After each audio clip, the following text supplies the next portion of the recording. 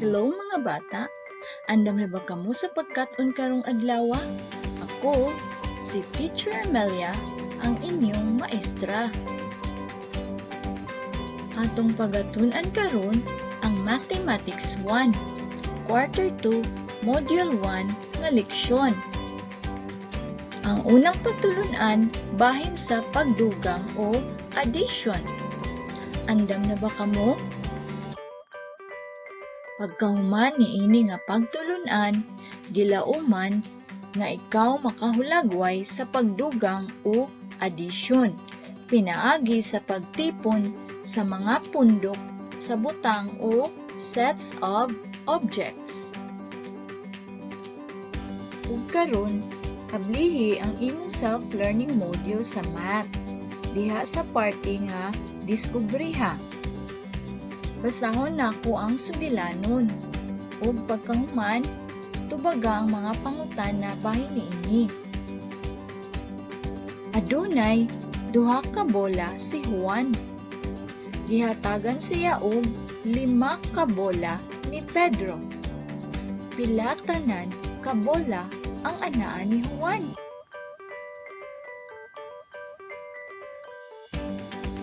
Mao kini ang mga pangutana sa sugilanon nga inyong nadungog.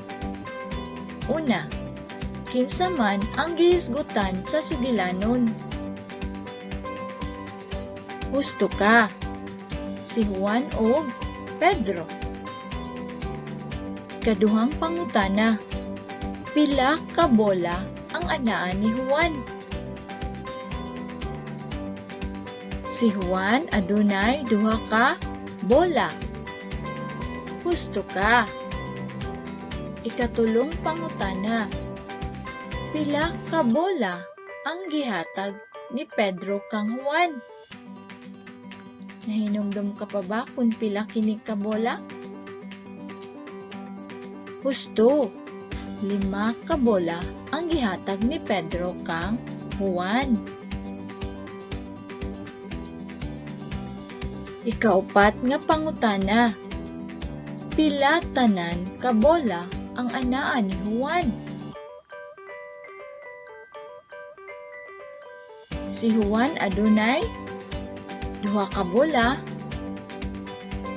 Gihatagan siya ni Pedro og 5 ka bola. Pila naman kini tanan?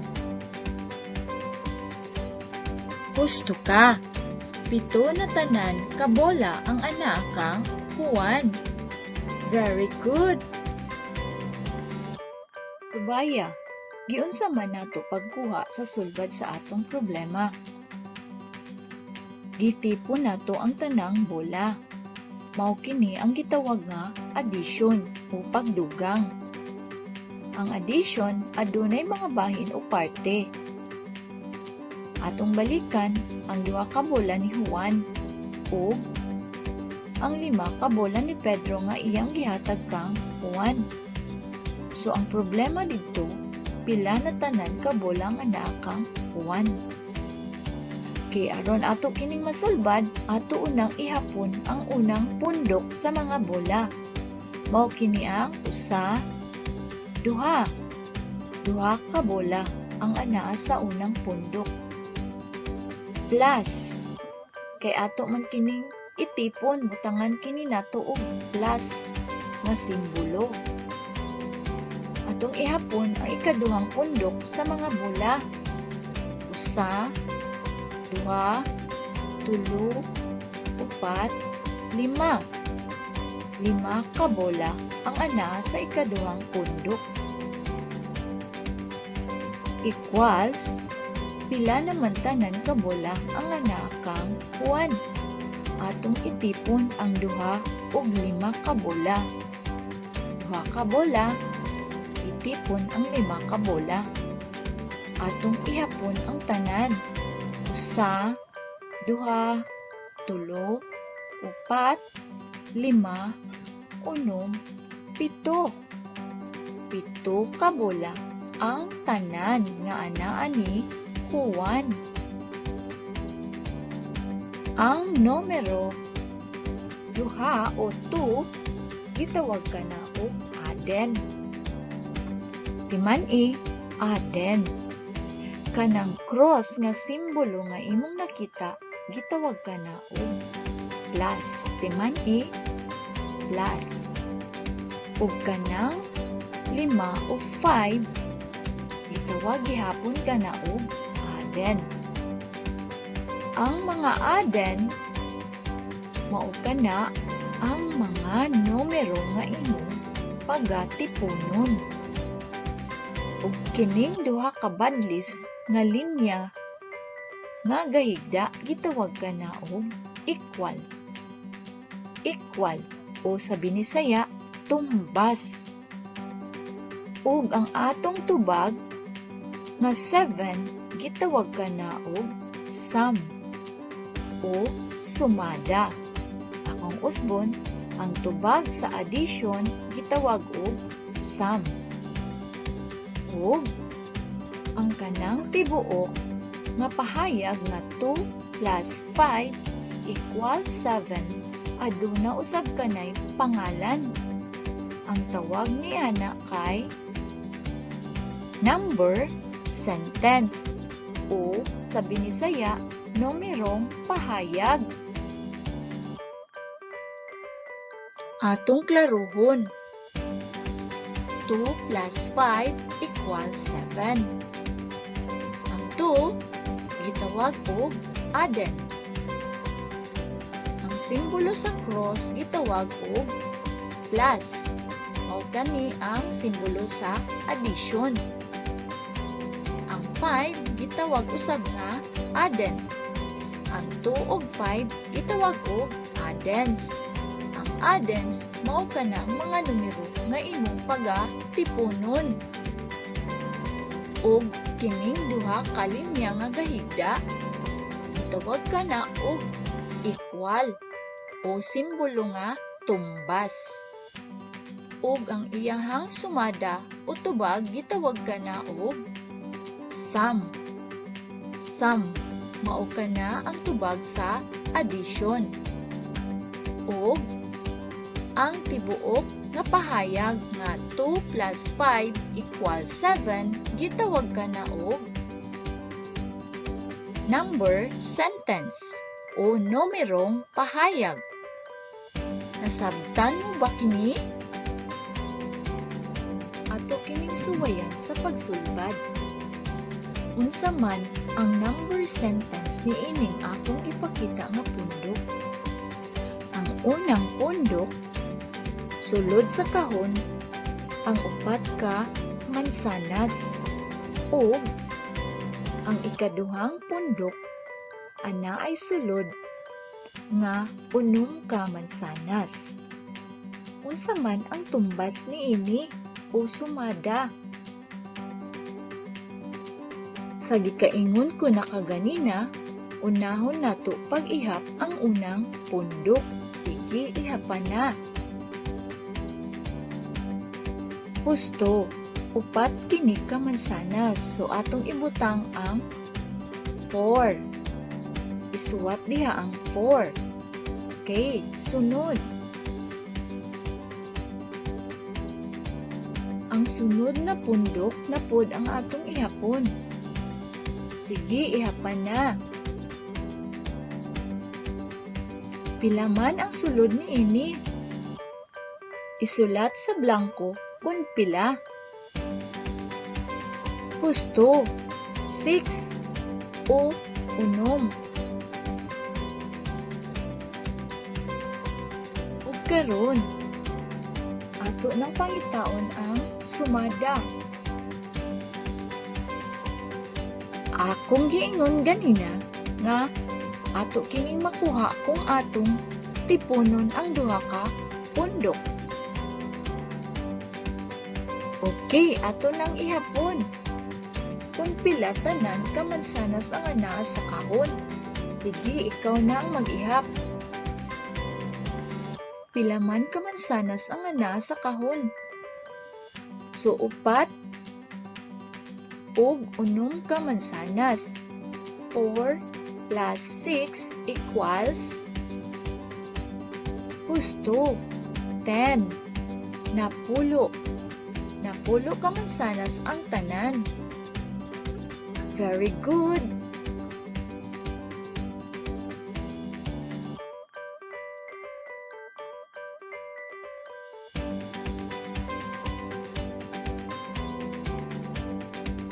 Ug karon, sa parte nga palambua diha sa imong self-learning module. Tubagi kini, ipakita ang pagdugang o pagtipon sa mga butang. I-drawing ang bag-o nga pundok o set ug isuwat ang sumada o sum niini sa blanko. Sige, ihapa ka na ug i-drawing kung pila na tanan ang sumada. Ug dayon isulat ang sum o ang numero. Sugod na.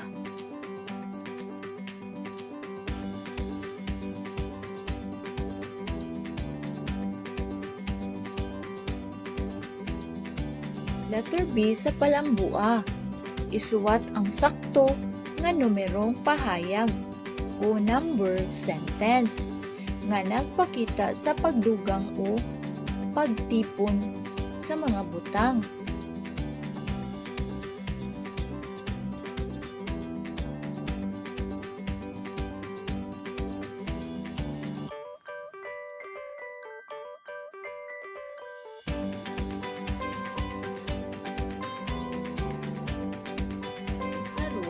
Tanawa kung husto ba ang imong mga tubag. Utangi kini og check kung husto o ikis kung sayop. Number 1. 8 ka mga bulak o 6 ka mga bulak. 8 plus 6 equals 14. So, ang tubag 14. Number 2. Napulo ka mga bola o 8 ka mga bola. 10 plus 8 equals 18. 18. Okay, number 3. 5 ka mga balon o 4 ka balon. 5 plus 4 equals 9 o siyam. Okay, husto bang imong mga tubag? Utangi og score nimo diha sa ibabaw sa imong papel. Okay, letter B. Pagsuwat sa numerong pahayag o number sentence. Okay, number 4. So, pila man na kabuok, tabanog ang unang pundok. Kung pila sab ang ikaduhang pundok, dayon isuwat ang sumada. Sige, tanawa kung gusto bang imong tubag. 9 plus 2 equals 11. Okay, sunod number 5. 3 plus 1 equals 4. Okay, suwat na ang imong score diha sa ibabaw sa imong papel. Nasabtan mo ba kini? Kung unsa ang addition? Hinumdumi. Sa paghulagway, sa pagdugang o addition, pinaagi sa pagtipon sa mga pundok sa butang o sets of objects, sunda kini nga mga lakang.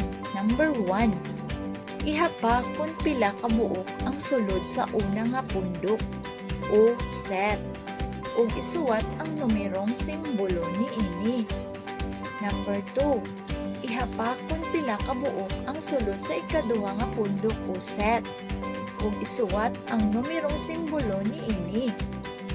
Number 3. Itipon ug i-drawing ang sulod sa duha ka pundok o sets. Ihapa kung pila tanan ang sulod niini ug isuwat ang numerong simbolo. Congratulations! Karon, padayon na sa pagtubag ang imong self-learning module. Hinaot nga ma-perfect ang imong score. Daghang salamat!